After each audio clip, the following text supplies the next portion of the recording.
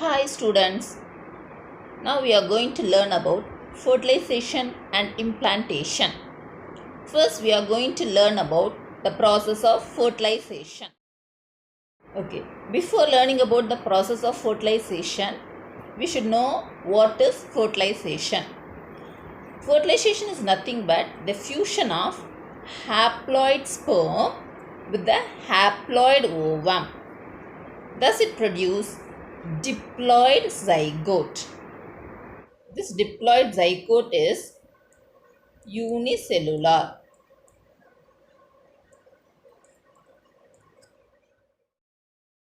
Okay, now we are going to learn about the process of fertilization. So, at the time of fertilization, first the sperms are deposited in the female reproductive tract. So, this deposited sperms in the female reproductive tract undergo a process called capacitation. So, what do you mean by capacitation? Capacitation is actually a biochemical event. It is a biochemical event. So, what will happen during this biochemical event means it enables the sperm to penetrate and fertilize the egg. That means during this process, the sperm get the capacity to penetrate and fertilize the egg. That process is called as capacitation. When the fertilization process occurs. The fertilization process occurs only if the sperm and ovum transported simultaneously to the ampullary isthmic junction. That means the fertilization occurs in the ampullary isthmic junction. Already you know about the structure of fallopian tube. So fallopian tube has three parts. That is, this is infundibulum, then ampulla, and this region is isthmic region. So actually this is ampullary region and this is isthmic region. So this is the junction of ampullary isthmic region. So when the egg and sperm reaches this region and thereby fertilization occurs. So from the female reproductive tract, the sperm move towards the fallopian tube. Okay, so and then it reaches the egg. Before the sperm enters into the egg, it must penetrate corona radiata. So corona radiata is actually a multi-layered granulosa cell which is around the ovum. So already you know about the structure of ovum. The ovum is surrounded by three layers. So first one is vitelline membrane, which is the innermost layer, and second layer, the middle layer, is zona pellucida. So this blue color layer, that is middle layer, that is zona pellucida, and the last outermost layer is corona radiata. So this layer is the corona radiata. So it has many layers of granulosa cells. These are all the granulosa cells. So before the sperm reaches this cytoplasm of the ovum, it has to penetrate these layers. How does this occur? Okay, how it penetrate the corona radiata and zona pellucida. So while the sperm is entering through this corona radiata and zona pellucida, the acrosome of the sperm disintegrate and it releases an enzyme that is called as proteolytic enzyme. What is the name of that proteolytic enzyme? Hyaluronidase. So what is this function of this enzyme means? Actually, the corona radiata and zona pellucida, they are bind together by means of a cementing substance that is called as hyaluronic acid. Okay, in order to digest this hyaluronic acid, the sperm acrosome contain the enzyme hyaluronidase.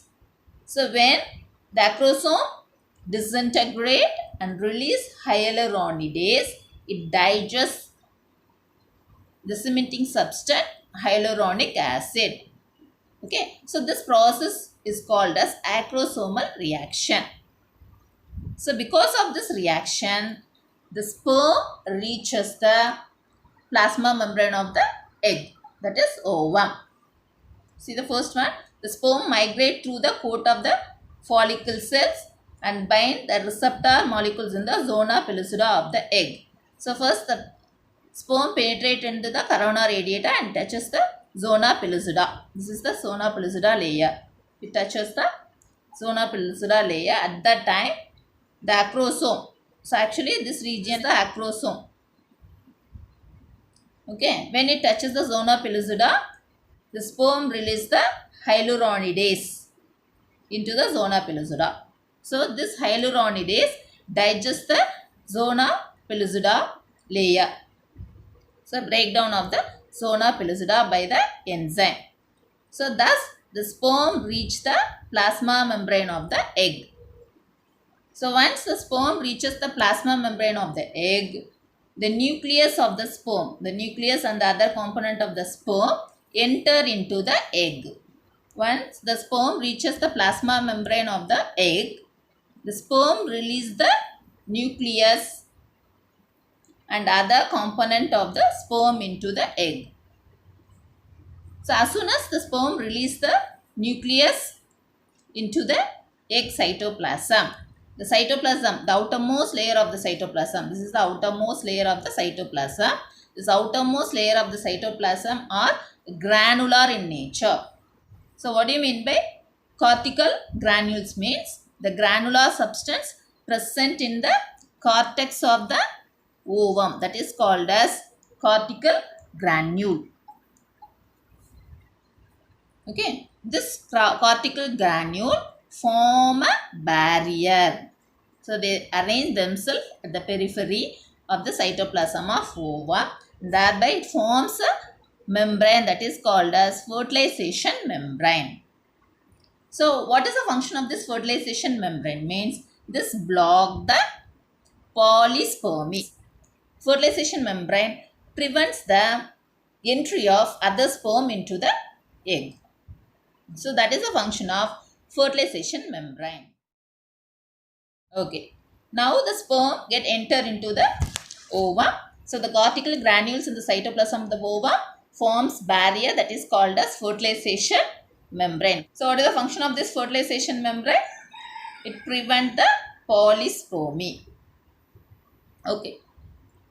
So after fertilization, so what is happening to the ovum? It becomes zygote, is it? So this zygote undergo first cleavage. It undergo first cleavage. So cleavage is nothing but the division of the zygote. The zygote divided into two identical cells. So these cells are called as blastomeres. Okay. Then these two identical cells undergo the second division and thereby it produce 4 cells. That means 4 blastomeres. Again, these 4 cells divide and form 8 blastomeres and so on. Okay. So this will carry on. So after 3 days, that is after 72 hours of fertilization, the zygote undergo repeated cell division. So thus it produces loose connections of cells. Thus, as the zygote undergo repeated cell division, it produces a loose connection of cells. This loose connection of cells is like that of a berry. It is berry shape. The cluster of 16 cells or more. So that structure is called as morula. That's all about the process of fertilization. So after that, after fertilization, after this cleavage, what is happening to that embryo? So next, the embryo enter into the uterus. Okay. And it gets attached with the uterus, that is called as implantation. Now we are going to learn about implantation. Okay. So around 3rd day, the zygote get transformed into morula. Is it? So at the same time, the embryo travels through the fallopian tube towards the uterus. So the dividing embryo takes 4 to 5 days to reach uterine cavity through the fallopian tube. So how the embryo reaches the uterine cavity through this fallopian tube. So the movement of the embryo is facilitated by the relaxation of smooth muscles of fallopian tube.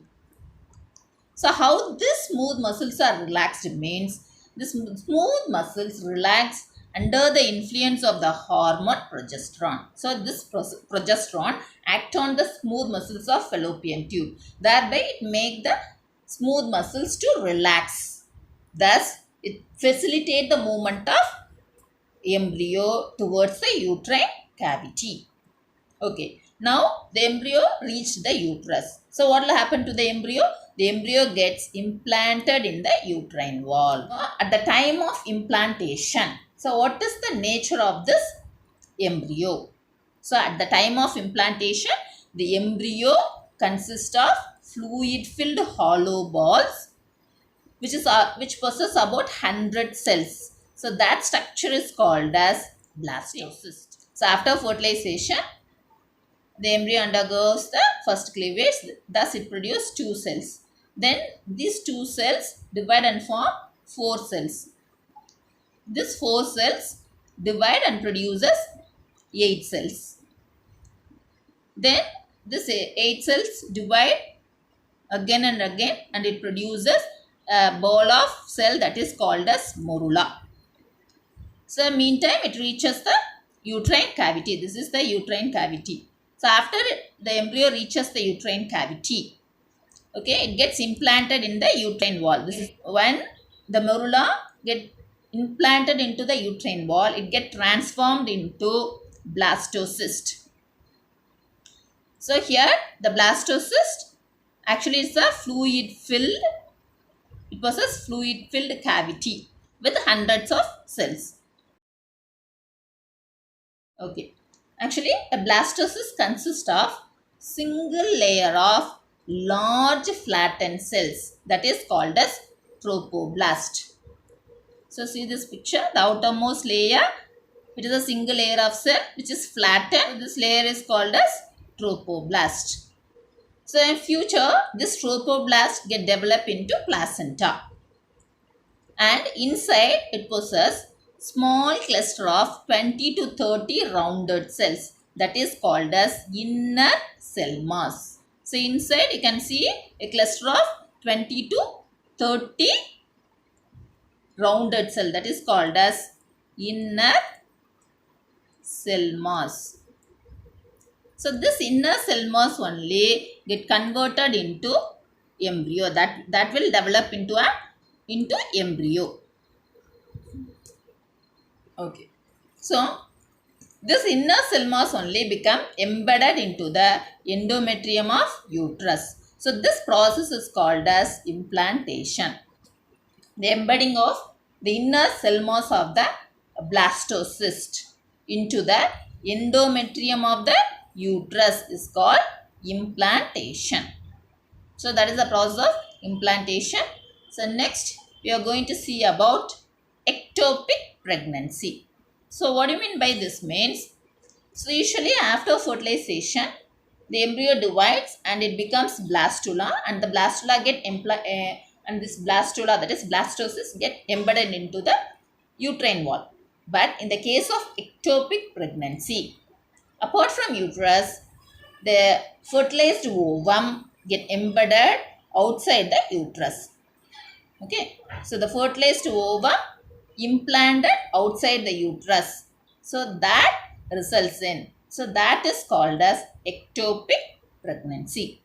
The ectopic pregnancy, about 95% occurs in, that means the 95% of ectopic pregnancy occurs in fallopian tube. That means the fertilized ovum get implanted in the fallopian tube itself. It won't get reach the uterine cavity for implantation.